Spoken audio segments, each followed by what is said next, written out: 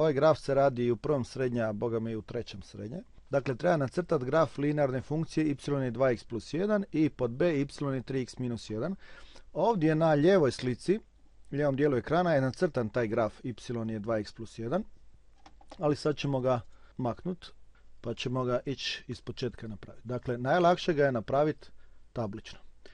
Znači, napravit ćemo tablicu. Neki od vas crtaju vodoravnu tablicu, a neki crtaju okomitu. Dakle, ja bi to ipak, ajde, mislim da je sad trend da se crta okomita. Znači, tu je x, ovdje je y. Uzet ćemo za x je 0 i za x je 1.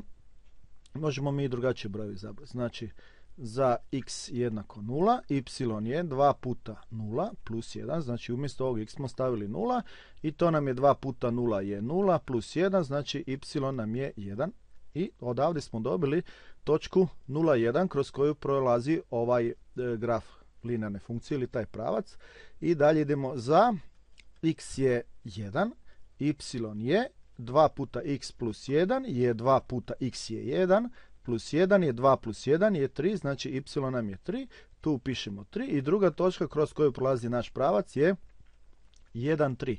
I idemo sad to ucrtati ovdje, to crtate na papiru, ja ću crtati u GeoGebri.